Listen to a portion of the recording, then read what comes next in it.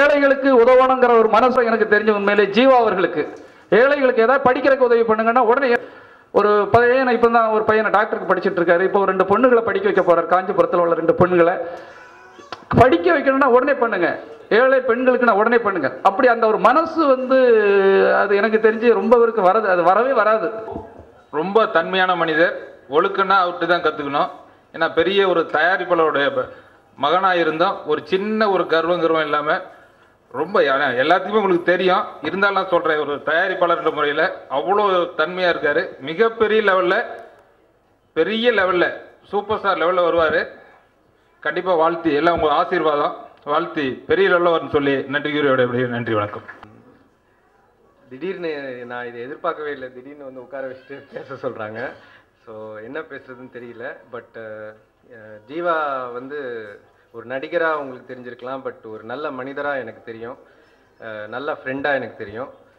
அதனால் இன்னைக்கு அவருக்கு இந்த பிறந்தநாள், அந்த பிறந்தநாளில் இந்த மாதிரி ஒரு நல்ல காரியத்தில் ஈடுபட்டிருக்கார். நிறைய பேருக்கு பண்ணணுன்ற ஒரு உதவி, அந்த ஒரு எண்ணம் வந்திருக்குது. அதுக்காகவே நீங்கள் எல்லாரும் என்னோட சேர்ந்து ஜீவாவுக்கு வாழ்த்தி அவருக்கு இந்த வருஷம் மிகப்பெரிய வெற்றிகரமான ஒரு வருஷமாக இருக்கணும் அப்படின்னு சொல்லி ஆண்டவன் கிட்ட வேண்டிக்கணும். அவர் ஹெல்த் அண்ட் ஹாப்பினஸோட நல்லா இருக்கணும். Thank you very much. நிறைய பேர் நட்சத்திர பட்டால் அந்த படத்தில் இருக்கு. ஒரு மிகப்பெரிய இந்த வருடத்தில் ஒரு நல்ல என்டர்டைன்மெண்ட் மூவியாக இருக்கும். கண்டிப்பாக அப்படி ஒரு படத்தை எடுத்துட்டு இருக்காங்க. அதுக்கு சொந்தக்கார அதாவது ஒரு நடிகரை வாழ்த்தி பேசணும்னா எப்படி வேணாலும் ஒரு பொய்யா கூட பேசலாம். அப்படி வாழ்த்தி பேசுறது ஒரு நல்ல மனிதரை வாழ்த்தி பேசணுன்ற அவசியம் இல்லை. ஏன்னா எல்லாருமே நல்லபடியாக வாழ்த்துவாங்க. எனக்கு அது தெரியும். ஏன்னா இது நான் அவர் கூட இருக்கும்பொழுது சரி, அதுக்கு முன்னாடியும் சரி, நான் படம் பண்ணுறதுக்கு முன்னாடியும் சரி, நான் அவர் குடும்பத்தில் ஒருத்த மாதிரி தான் இருந்திருக்கேன். இது எங்கள் வீட்டு, அதாவது என்னுடைய சகோதரருக்கான பிறந்தநாள் இது.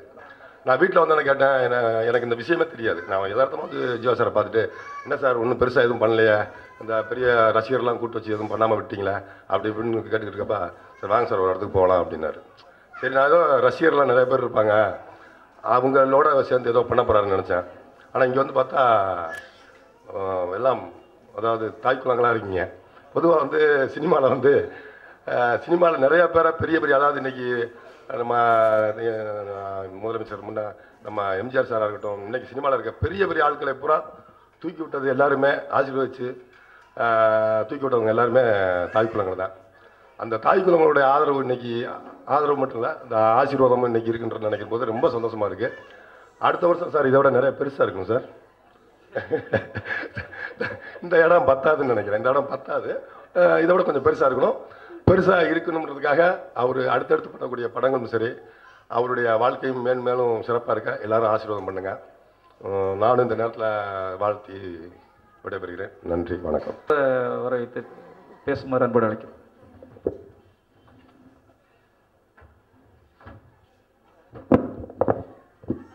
இங்கே வந்திருக்கும் அனைவருக்கும் என்னோட வணக்கத்தை தெரிவிச்சுக்கிறேன். ரொம்ப சந்தோஷம். உங்களெல்லாம் நான் இங்கே பார்த்ததில்ல.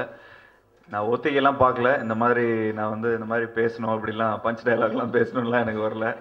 நான் ரொம்ப ஜாலியாக சரி ஒரு நல்ல ஒரு நாள் அன்னைக்கு ஒரு நல்ல ஒரு காரியம் பண்ணலாம் அப்படின்னு தான் சொன்னேன். பட் இங்கே பார்த்தா செல்வகுமார் சார் மைக்லாம் வச்சு ரொம்ப பிரம்மாண்டமாக பண்ணிட்டாரு.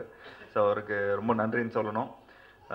எஸ், ஒரு வாட்டியும் அவர் சொல்லுவார், நான் சாதாரணமாக டைரக்டர் சொன்ன மாதிரி ரசிகர்கள்லாம் பார்த்து நிறைய பேரை மீட் பண்ணோம் பிறந்தநாள் அன்னைக்கு. நான் சொன்னேன், இல்லை சார் எனக்குலாம் பெரிய உடன்பாடு இல்லை அப்படிங்கிற மாதிரி தான் நான் சொன்னேன். எதாவது நல்லா பண்ணோம். நான் சின்ன வயசுலேருந்தே, நான் ஒரு 11 வயசுலேருந்து இந்த கேக் கட் பண்ணுறதெல்லாம் நிறுத்திட்டோம் வீட்டில். ஸோ நான் சொன்னேன், இந்த மாதிரி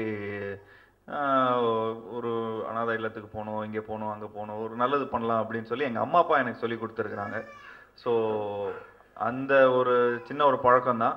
ஸோ இன்னைக்கு ஒரு விஷயம் நான் பண்ணுறேன்னா, அது ஏதோ எனக்கு ஒரு ஒரு 10 படம் ஹிட்டு கொடுத்தா கூட அதோட பெரிய சந்தோஷம் வராது. பட் நம்ம கையிலேருந்து ஏதோ ஒன்று நம்ம கொடுத்தோம் அப்படிங்கிறபோது நான் வீட்டுக்கு போகும்போது ரொம்ப சந்தோஷப்படுவேன்.